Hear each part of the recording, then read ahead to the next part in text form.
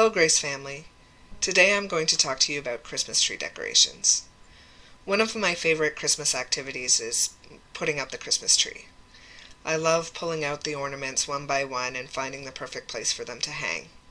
For a couple of days after the tree is up, I'll even continue to adjust their placement, filling in holes or balancing out the colors until I'm confident that every ornament is exactly where it needs to be. Now, I've never been a fan of those Christmas trees that you see in catalogs where the ornaments match the ribbon, which matches the tree skirt, and everything has the same color scheme. Sure, they're beautiful, but I don't want to have to hire an interior decorator just to decorate my tree.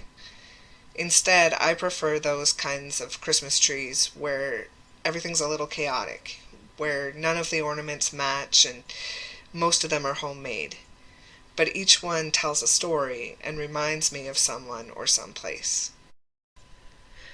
This is probably one of my favorite Christmas tree decorations. For as long as I can remember, a crystal chandelier hung over the dining room table in my grandmother's house. When she died, my parents moved into the house and started renovating it. They replaced the chandelier, but my mother couldn't just throw it out.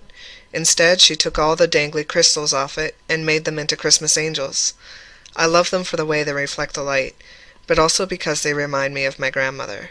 At Christmas, I see these angels hanging on the tree, and I feel like she is there with me.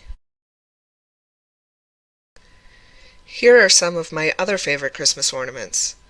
In case there are any identity thieves watching this on the internet, I won't go into detail about what each one represents, but every decoration on my tree reveals a little piece of my identity and speaks to the things that I value.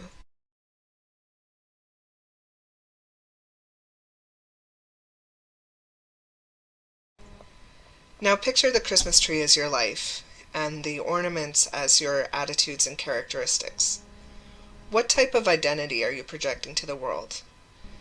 Are your decorations giving off the illusion of perfection, or do they speak to your identity in Christ? That is, someone who doesn't necessarily have it all together, but is still dearly loved.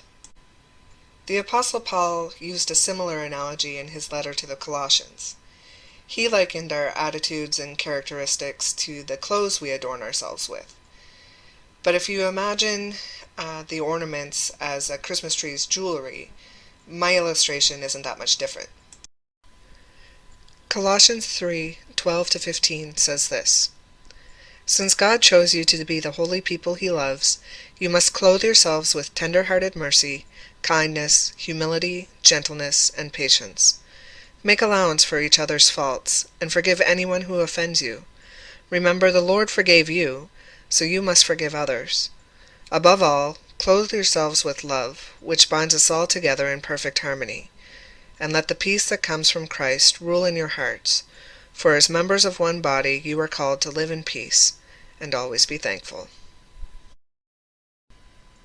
When people look at your Christmas tree, are they seeing ornaments of mercy, kindness, humility, gentleness, and patience?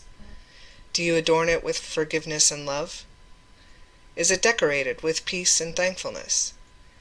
Can those around you identify the presence of Christ? If not, all those beautiful trimmings may just be masking the dead wood and dried out needles beneath them. So in the midst of your busyness this Christmas, remember that the season isn't about perfection. It's about honoring the Christ child by showing the same love to others that God showed to us when he sent his Son to this earth. May joy and peace be with you all.